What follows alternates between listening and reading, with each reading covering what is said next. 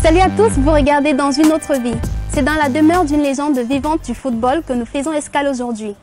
Élu 2 fois Ballon d'Or africain, meilleur joueur africain du siècle et meilleur buteur d'Afrique de la Coupe des Nations à 2 reprises, cet avant-centre a en 2 décennies ravagé les plus grands titres du football. Alors, à côté de ces performances qui resteront certainement admirables pour des générations entières, est-ce que cette ancienne gloire du football aurait de la passion pour une autre profession? Et si on lui posait la question? Suivez-moi.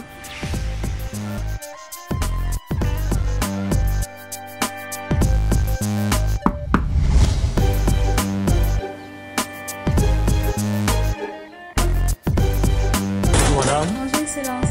Bienvenue. Merci de nous recevoir. C'est moi qui vous remercie. Vous allez bien? Ça va bien et vous? Très bien. Merci, asseyez-vous. Vous allez devoir répondre à quelques questions aujourd'hui, notamment sur votre Ouais, d'accord. J'aurais souhaité sincèrement être diplomate humanitaire.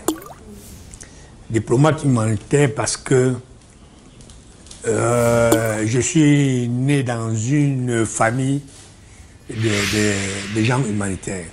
C'est-à-dire que les gens qui sont prêts toujours à donner, à aider les autres. Donc j'aurais aimé être vraiment diplomate humanitaire. C'est-à-dire que aller de pays en pays, essayer de conseiller beaucoup de ceux qui ont besoin de bonnes paroles pour éviter beaucoup de mauvaises choses dans leur vie. Aujourd'hui, j'arrive à le faire petit à petit. J'étais au Burkina Faso, où j'étais invité. J'ai réussi vraiment à discuter avec les collectivités de quelques villages là-bas. Je pense que ça a été très intéressant. Parce qu'en 2001, j'ai été fait ambassadeur de l'ONU-SIDA, de tout le continent africain. Donc j'avais rencontré d'autres diplomates. J'en ai rencontré aussi ici lorsque j'ai été au BID, j'ai été à l'OMS et autres.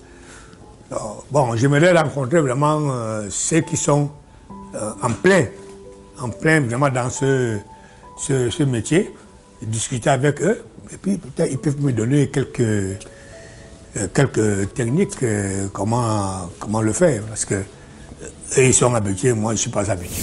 Avec Cœur d'Afrique, c'est pas tellement la même chose, parce que Cœur d'Afrique, bon, c'est vrai, je suis le président fondateur, mais je n'ai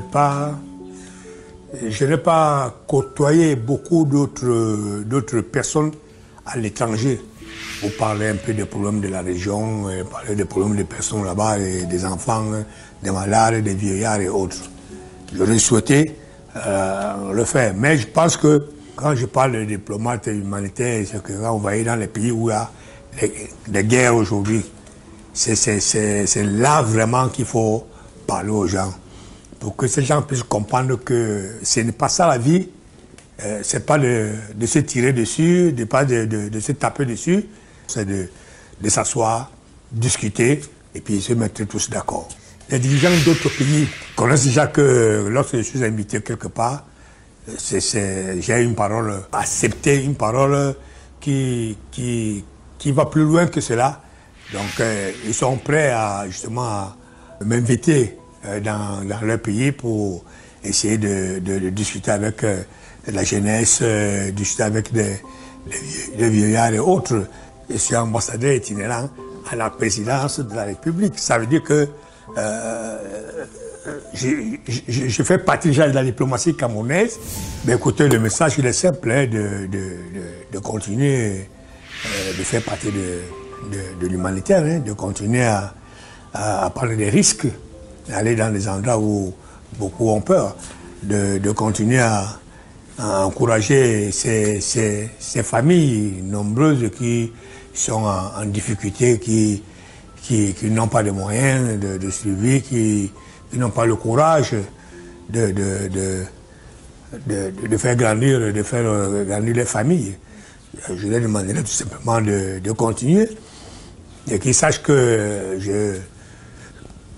je suis avec eux, je suis parmi eux, et s'ils ont besoin de mes services, avec l'autorisation du président de la République, je peux aller les accompagner dans ce métier.